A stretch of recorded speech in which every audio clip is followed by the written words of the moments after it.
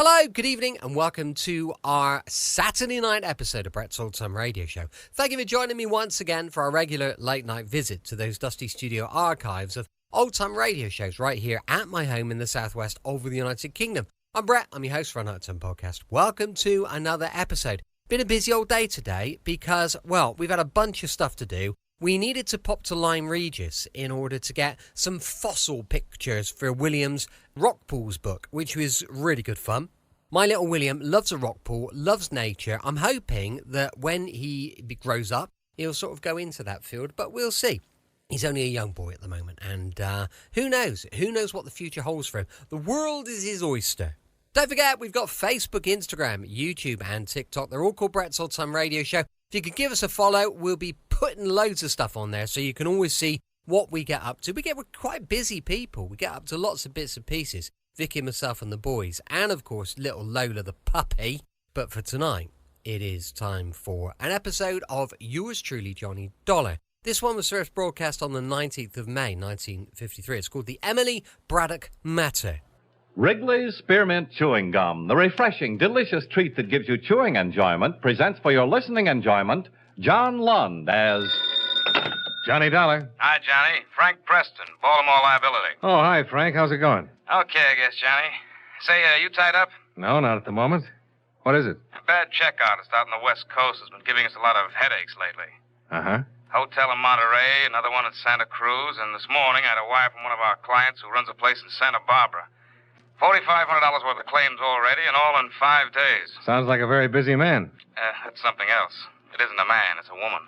A woman? And you've got to stop her, Johnny.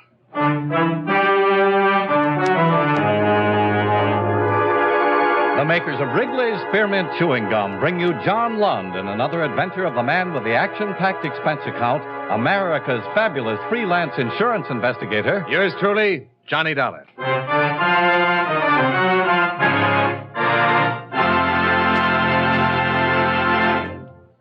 Wrigley's Spearmint Chewing Gum refreshes you. Wrigley's Spearmint Chewing Gum gives you real chewing enjoyment. Yes, for chewing enjoyment plus refreshment, it's Wrigley's Spearmint Chewing Gum. The lively, delicious flavor of Wrigley's Spearmint cools your mouth, helps keep your throat moist, and gives you a nice little lift. The good, smooth chewing of Wrigley's Spearmint helps keep you feeling fresh and alert, adds enjoyment to whatever you're doing. So for chewing enjoyment plus refreshment, treat yourself often to Wrigley's Spearmint Chewing Gum. Healthful, refreshing, delicious.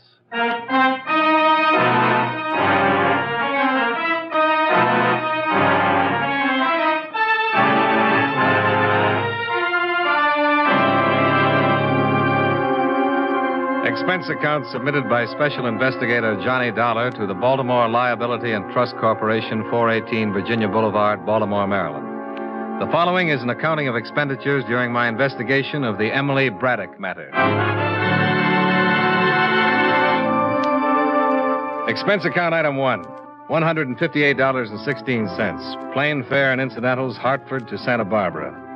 My mid-morning arrival was timed for the sun and the sea to show off a sizable and pleasantly crowded harbor, some sprawling hotels, 2 lush green golf courses, and acres of snug, expensive homes. At the police station, my contact, a Sergeant Lopez, was out, so I went over to the Harbor Inn and met the victimized hotel operator, Glenn Sheridan.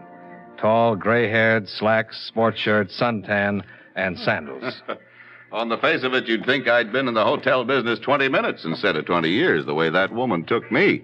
Well, she's done the same thing in several other nice hotels up and down the coast, if that's any comfort. Well, it isn't. I suppose the thing that bothers me most is that if she walked through that door right now and told me none of it was true, I'd probably believe her. She was that good. Mr. Dollar, she was the best. Why, she pranced in here as big as life, and she probably didn't have a nickel in her purse. And what's more, for the whole 4 days she was here, she didn't break her stride once. What do you mean? Well, only the best of everything. Oh. She gave you a check for $813, is that right?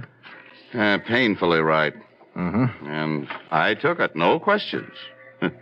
Every night in the dining room, she'd order champagne, special dishes. I've seen my share of grifters and bad check artists, but she tops them all. Perfume, clothes, luggage, conversation, and a very pretty woman, Dollar. Beautiful, in fact. She checked in alone, registered as Mrs. Robert Payne, Beverly Hills, right? Mm-hmm. Did it strike you as odd that a woman would check into a place like this, a resort hotel, alone? No, she wasn't alone long. She met other people. Became friends with at least a half a dozen guests in the place. Uh-huh. The way she was throwing my money around, why not? She picked up all the tabs. Well, ordinarily, I'd have been suspicious under those circumstances, Mr. Dollar, but she threw me off right from the very start. Well, how's that, Mr. Sheridan? Well, she showed up about midnight, came in a cab that was just loaded down with expensive luggage. Probably wrote a bad check for that someplace. Yeah, probably. She came swinging in the lobby with a cabbie following her and told the night clerk she wanted to see me. When I came down to the desk, she yelled, "Sherry!" Ran up and kissed me and asked how my wife was. Can you beat that? Nope. She acted as though we knew each other. And one of those tricks your mind plays on you in this business, I actually thought I remembered her from someplace. I see. She registered as Mrs. Robert Payne. Said she was on her way back from Lake Tahoe, wanted to rest up. Something about just getting a divorce and being awarded $3,000 a month alimony. That impressed me. Well, it'd impress anyone, Mr. Sheridan. Well, I did make a check. She gave her home address as Beverly Hills, and there was a Robert Payne listed there. Later on, I found out he's in Europe with his wife and children. But his name was in the book. Yeah, and that was enough for me. Oh, she had a wonderful 4 days here, I'll say that for her. Getting back to that part about her looking familiar. Well, there's nothing in that, Dollar. I did think I had seen her before, and of course she helped me think it, but I was too embarrassed to press the matter with her, I guess. Do you have a copy of her hotel account? I'd like to look it over. Yeah. The police have the check she gave me. It was drawn on a bank in Beverly Hills. Was it personalized? No. Maybe I should have thought something of that, huh? Well, here's this much. I can't stand to look it over. It makes me kind of sick. $813.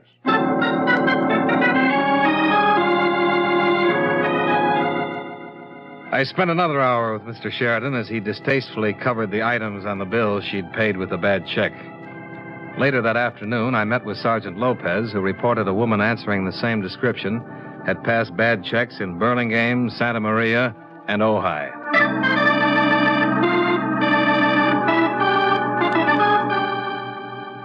Expense account item 2, $114.85. Transportation to Monterey and Santa Cruz, where I interviewed the other two clients who had filed claims. Their stories were much the same as Sheridan's.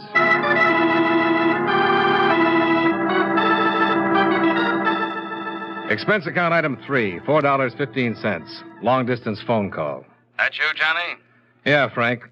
All the claims are pretty solid. The police have no line on Don't this... come home. Oh? Hop down to Malibu Beach. She's done it again. In a place called the Seaside Inn. The guy who runs it found out it was bad 15 minutes after she left. That was this morning. I don't expect any miracles, but if you get down there right away, maybe you can get on her trail. Well, I'll try.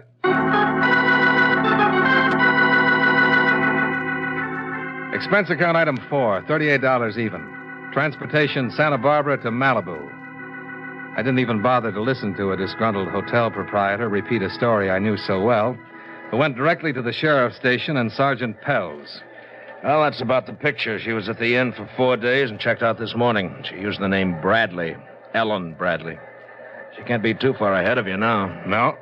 There might be a break on this one, too. While she was at the inn, she took up with one of our local residents, a man by the name of Garland. Lives over in the colony. He drove her into town this morning. Have you talked to him? I can't find him anywhere. He has a house over in the colony. The colony? Yeah, that's down the road a piece. They call it that because a lot of movie stars built beach homes there a long time ago. Movie colony, you know? Oh, yeah. Is this Garland an actor? Yeah, when he gets work, which isn't very often, I guess. Mainly, he keeps suntanned. We're trying to locate him now, and as soon as we do it... Oh, excuse me. Sure. Sergeant Pell. Yeah, right away. Garland's home now.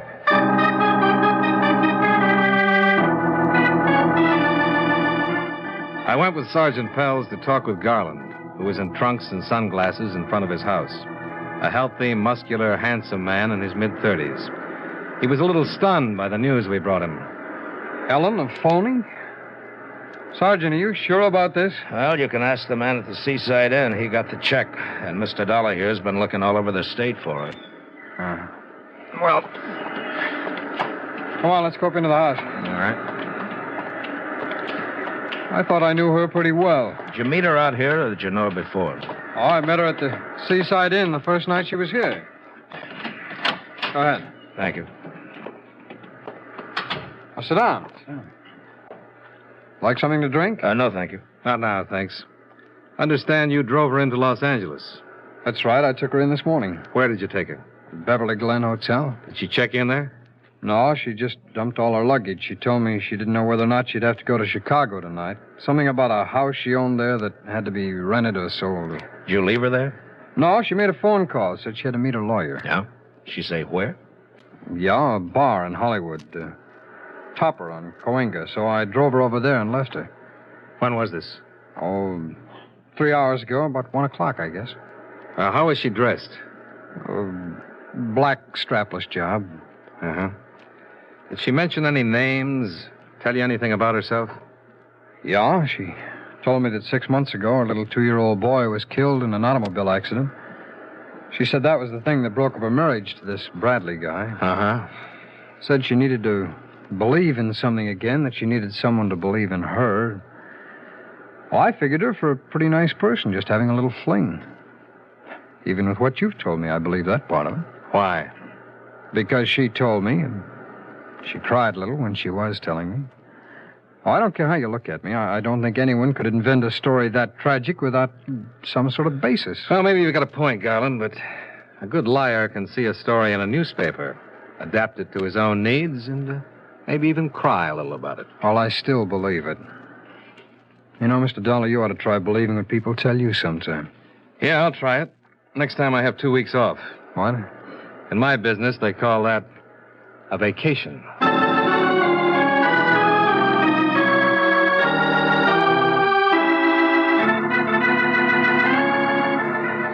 Well, what'll it be, gents? Police. I'd like to talk to the man who was on duty here at 1 o'clock this afternoon. Oh, that's me, Sergeant. My name's Lenny Pollard. Anything wrong? No, just routine. Well, can I get you something? No, thank you. We're trying to locate a woman who's been using the name Ellen Bradley. We were told she was in here around 1 o'clock today. I don't recognize that name. About 5'5", dark brown hair, brown eyes. Wore a black strapless summer dress when last seen. 30 or under. Uh-huh. No one like that. 1 o'clock's a pretty quiet time. In fact, all afternoon's been quiet. No woman like that's been in here at all. You been here all the time? Yeah, on duty since 11 o'clock. That's when we open. You sure this is the right place, the Topper? Mm-hmm. Sorry. Wish I could help you.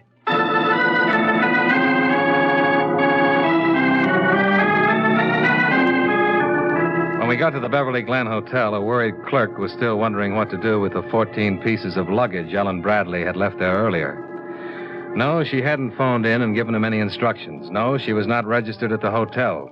Sergeant Pels made arrangements for a man to cover the lobby in case she showed up to claim her things.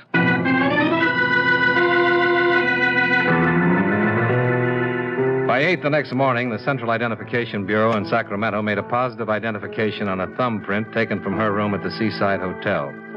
She was identified as Emily Miles Braddock. Her nearest living relative was a sister, Elaine. Address 112 East Orange Avenue, Los Angeles. You down there? Yes? Who are you looking for? Elaine Braddock. Are you Miss Braddock? What do you want? I'd like to talk to you for a minute. Well, I don't want to buy nothing. I'm not selling anything. I'm an insurance investigator. You sure you got the right party? Elaine Braddock? Come on up, mister. Just open the door and come on up.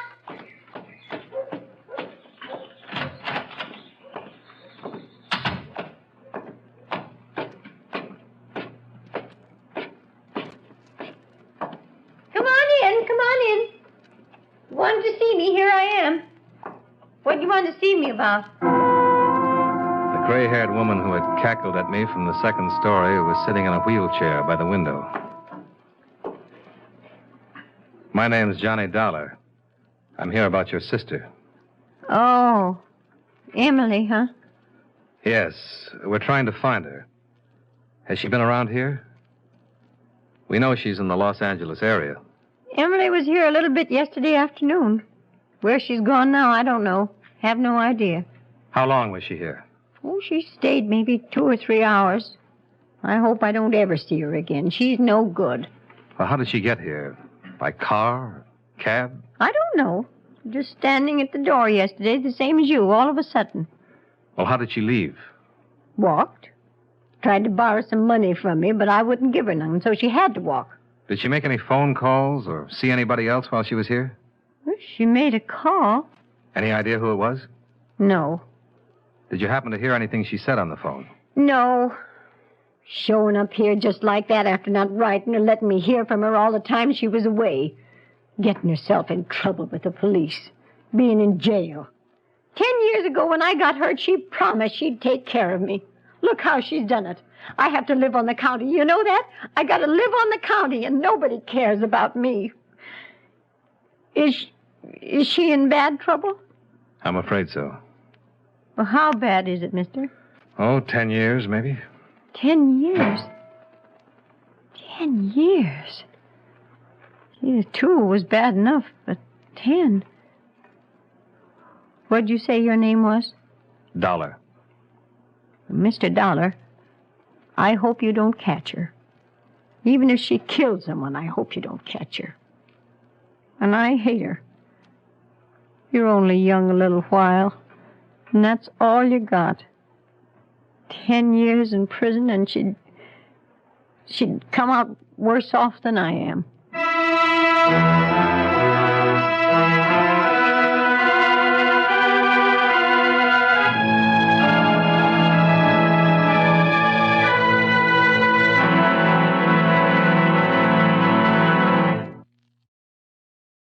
Friends, wherever you are, whatever you're doing, you'll enjoy chewing Wrigley's Spearmint Gum.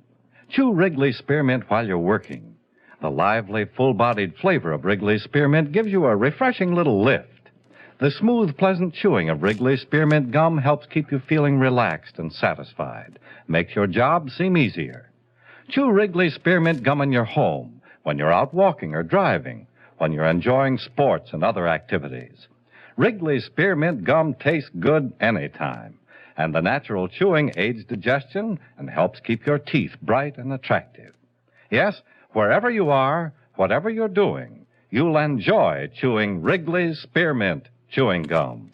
Healthful, refreshing, delicious. And now, with our star, John Lund, we bring you the second act of Yours Truly, Johnny Dollar.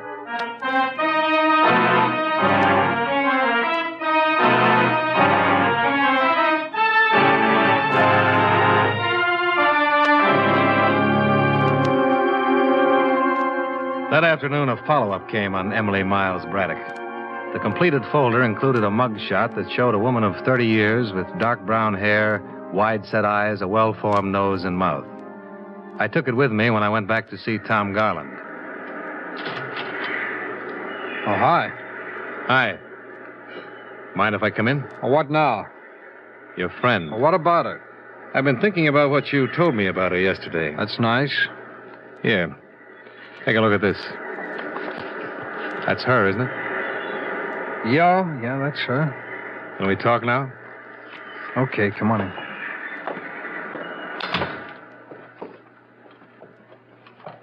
Her name's Emily Braddock, not Ellen Bradley.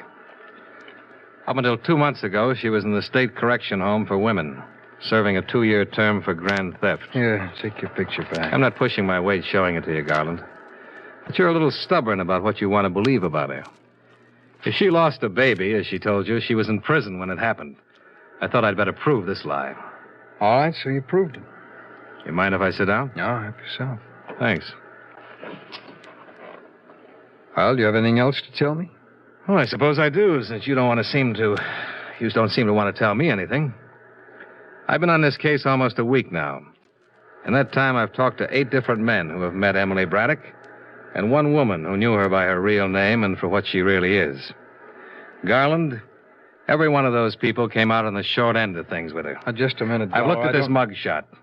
I've heard these men describe her, and I think I can understand why. It's not hard to imagine this face set off with a nice hairdo, some earrings, makeup, and the works. This sister of hers I met this morning lives in a very crummy neighborhood. A family home. She's all Emily has left, or vice versa. Emily walked out on her. Well, if it's as bad as you say it is, why shouldn't she? For one reason, her sister's a hopeless cripple. But even she would protect Emily. You're my only hope. What? This woman can get away from us right now. She's smart and clever. She can go right on doing the same thing she's been doing all along. Oh, she'll get caught eventually, But because I know her and she passed a few bad checks doesn't mean that I'm responsible in any way. You know that. You're right, it doesn't. But you're involved just the same. You're different from a hotel man who's been tilted. You're a boyfriend. True, just a 4-day boyfriend. But a woman like that can do a lot of damage in 4 days' time. Why are you here, Dollar? What do you want? I'm here to disillusion you, Garland. Because I don't think you're disillusioned enough right now. Now, wait a minute. You're a perfect stranger to me. I don't know you from a Grand Rapids chair. But I'm doing you a favor telling you that Emily Braddock is a crook and a thief and a forger, and that everything she ever told you was a lie. Now and then a woman walks into a man's life that he'd sell his soul for. But don't ever do any business along those lines with this baby, because all she'll do is give you a bad check for it. She's trouble in a great big way, Garland, and you know it as well as I do. Well, what do you want me to do? Apologize for meeting her? I'll be satisfied if you tell me why you lied. Garland, Emily Braddock never went to that bar you were talking about earlier. You didn't drop her off there. No one there had even seen her. And she's the kind who could walk into the World Series with 50,000 other people around and still be noticed. Where is she now? I don't know. I won't buy that. Not from you. Now, let's try once more. Where is she? What did you do with her after you dropped the luggage off at the Beverly Glen Hotel? Where did you take her? She phoned you from her sister's house yesterday afternoon, didn't she? Right after I'd been here with Sergeant Pelz. Garland, you should see that sister. Ellen's in Santa Monica. Where? At a little hotel called El Tonquis. She's registered there as Evelyn Brady. Where's your phone? It's over there.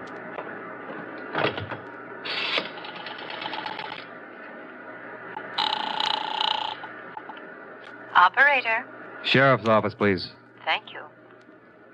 Dollar? Yeah? Dollar, could it be fixed so that she wouldn't know that I told you? Could be. All of this beats me. I don't understand it. What? Oh, what you've told me is true, I know, but an hour ago she called me up and said, Tom, I love you. That sounded true, too, huh? I told her I loved her, and now I'm turning her in. What kind of a crazy world do we live in?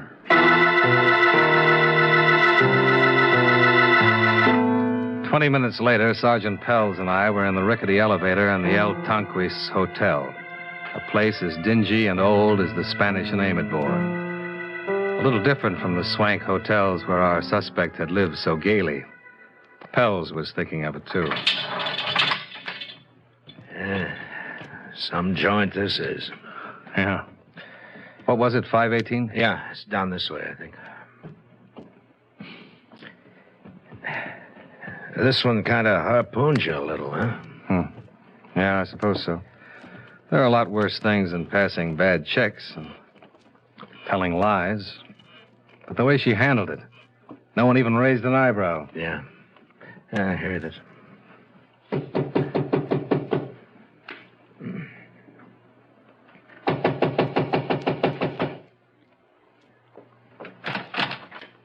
Yes? Emily Braddock? Beg your pardon. I said, is your name Emily Braddock? You must have the wrong room. My name's Evelyn Brady. Sorry, miss, you're the one we want. I'll have to change into a dress. I'll check the room. Excuse me. What's this all about? I think you already know. I have no idea. What is it all about? Bad checks. There must be some mistake. All right, miss. Go ahead and change. We'll wait out here. Thank you. I'm sorry. We'll have to keep this open a little bit. Oh? You can dress behind it if you want. If that doesn't suit you, well, we'll take you down like you are. Thanks again. 2 windows on the outside, no ledge. Fire ladders across the court. Any luggage? A little makeup kit. Dollar? Yeah? Now that you've seen her, what do you think? Well, I'm only human. Too bad she's a crook.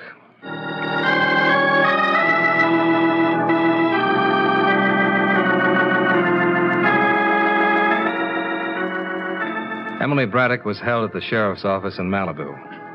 The officers who questioned her reported that she steadfastly refused to admit any part of some 16 counts that had been filed against her.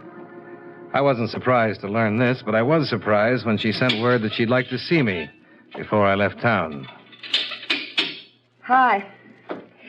Here you're about ready to beat it. Uh-huh. You're the one who talked to him, aren't you? Talk to who? Tommy Garland. He told you where I was, didn't he? Sure he did. I thought you wanted to tell me something. You thought wrong.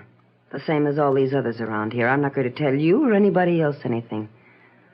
Police are like hotel men. You figure out their little system and then you beat it. If you say so. I don't have a lot of time. We could be pretty good friends, you and I, if this hadn't come up. I mean, a drink or something together.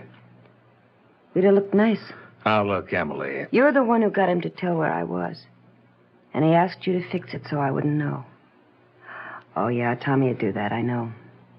What I don't know is what you said to him. How did you get him to tell? Is that all you're interested in? It's not asking anything. Well, I told him just what you are. A thief. A crook. That sold him? Well, he told me where to find you. I guess it did. I must be slipping. You slipped a long time ago. When you walked out on that sister of yours. When you thought you could talk and look your way into anything you wanted. I didn't know I thought that, but if you say so. Whatever I've got, it's worked. Has it? 2 years the last time. Whatever you get this time will be longer, no matter what you say or don't say. I'm not in a courtroom yet. That's where it happens, not in a lousy jail. We'll see about that. You're just as bad and just as dumb as the worst of them. Any day you believe that. Like it says in the manual. When a woman suspect is to be interrogated, remember that the strongest appeal to her is in her family connections and moral outlook. Question her regarding these. Stinking cops. Just stinking cops. You never give up, do you? Hardly ever. Stinking cop.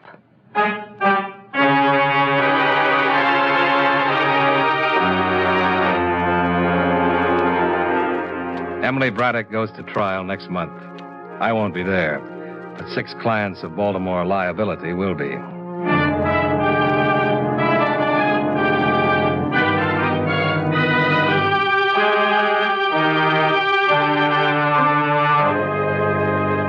Expense account item 5.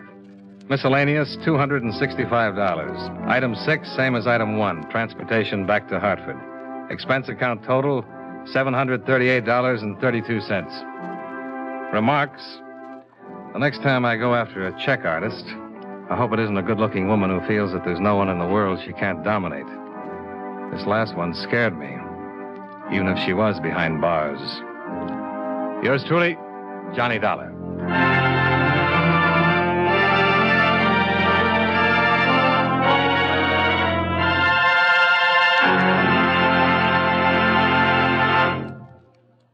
Remember, friends, Wrigley's Spearmint Chewing Gum refreshes you. Wrigley's Spearmint Chewing Gum gives you real chewing enjoyment. The lively, full-bodied flavor of Wrigley's Spearmint cools your mouth, freshens your taste, sweetens your breath. The smooth, pleasant chewing of Wrigley's Spearmint helps keep you feeling relaxed and satisfied.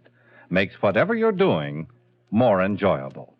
Yes, for refreshment plus chewing enjoyment, treat yourself often to Wrigley's Spearmint Chewing Gum. Millions enjoy it daily. Get a few packages and always keep some handy. That's Wrigley's Spearmint Chewing Gum. Healthful, refreshing, delicious.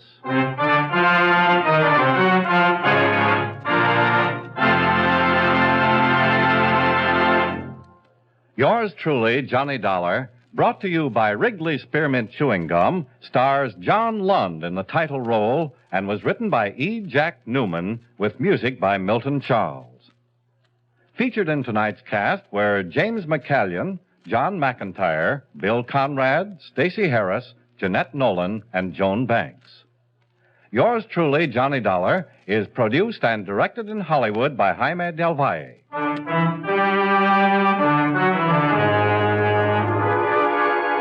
The makers of Wrigley's Spearmint Chewing Gum hope you enjoyed tonight's story of Johnny Dollar and that you're enjoying delicious Wrigley's Spearmint Gum every day. This is Charles Lyon, inviting you to join us again next week at this same time when, from Hollywood, John Lund returns as Yours truly, Johnny Dollar.